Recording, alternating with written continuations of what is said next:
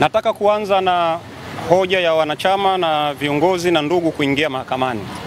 Leo asubuhi kama mlivyosikia mliokuwemo ndani, mwenyekiti aliombwa majina ya watu 100 kuingia hapa mahakamani. Kwenye orodha ile yuko mtu anaitwa Keti na Stephen. Wamefika hapa asubuhi, lakini pamoja na kwamba majina yao yalikuwa miongoni mwa watu waliotarajiwa kuingia mahakamani leo, lakini vyombo vya dola vimewazuia kuingia. Sasa mle ndani mlisikia mwenyekiti aliraise hiyo hoja na hiyo concern, na mahakama ilisema watu wote waruhusiwe kuingia humo ndani. Lakini pamoja na maamuzi hayo ya mahakama, pamoja na maelekezo ya waheshimiwa majaji, watu hao wawili wamezuiliwa na hadi sasa nafikiri bado wako chini ya vyombo vya ulinzi. Kwa tunatoa mwito, jambo la kwanza, kwamba tunapokuwa hapa, wenye mamlaka ni mahakama, sio vyombo vya ulinzi. Hapa sio kituo cha polisi, hapa ni mahakama kuu. Mahakama inapoelekeza jambo, watu wote wawe ni watu wa vyombo vya ulinzi, iwe ni sisi mawakili ambao ni maafisa wa mahakama hii, au awe ni mwananchi yoyote, tunao wajibu wa kuhakikisha tunafuata na kutekeleza maamuzi yote yanayotolewa na muhimili wa mahakama. Sasa kwenye hili niwatake vyombo vya ulinzi kwamba wawaachie wale watu wanaowashikilia, na kwa sababu ni miongoni mwa wageni wa mwenyekiti ambao alishawasilisha majina yao kwa mujibu wa utaratibu kama walivyoomba wenyewe, na yeye akafanya hivyo, waachiwe na waje wahudhurie kesi hii, wasikie jamhuri wanavyoleta mashahidi wao kuanzia mwanzo mpaka mwisho kulingana na muda wao walionao. Jambo la pili, leo jamhuri wamefungua shauri lao kwa kuleta shahidi mmoja. Tangu asubuhi tumesikiliza ushahidi wao mpaka sasa tunapoahirisha shauri hili. Tutaendelea kesho kwa kumpa fursa mwenyekiti ambaye atapata nafasi ya kumhoji maswali yanaitwa cross examination, maswali ya kudodosa kila alichokisema pamoja na mambo mengine, ili tuweze kumalizana na shahidi huyo wa kwanza.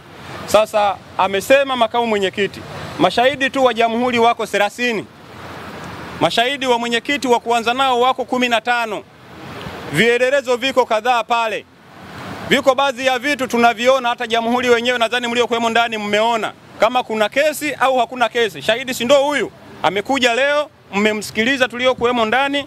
Hata kama sio mwanasheria unaweza ukajua au ukaona kwamba kwa mwenendo huu kuna kesi ya msingi au hakuna kesi ya msingi. Niwaombe kesho pia tufike kuja kusikiliza hayo maswali ya dodoso, ili sasa jambo hili lieleweke. Tutakaposikiliza mashahidi wote 30 watakapomaliza, basi mwenyekiti naye watafunga ushahidi wao na tutaingia hatua ya pili, kwa maana ya mwenyekiti naye kuanza kujitetea kama Mwenyezi Mungu akipenda. Jambo moja tu ambalo ni la utofauti kidogo.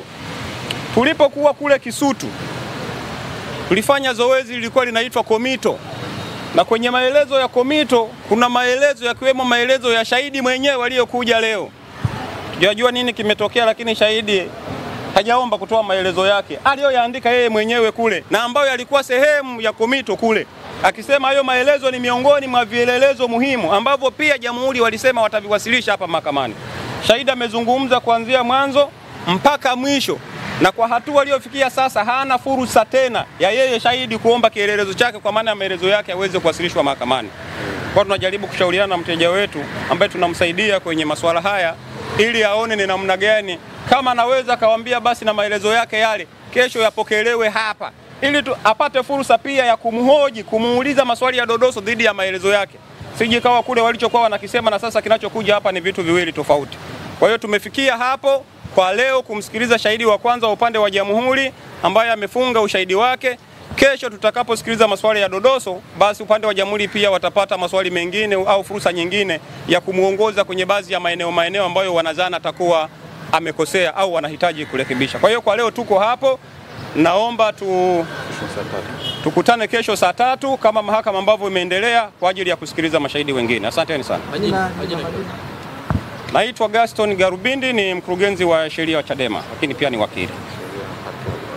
Mkurugenzi yetu inaitwa Sheria na Haki za Binadamu, mkurugenzi wa Sheria na Haki za Binadamu Chadema, lakini pia ni wakili wa Mahakama Kuu na mahakama nyingine zilizoko chini yake. Asanteni sana.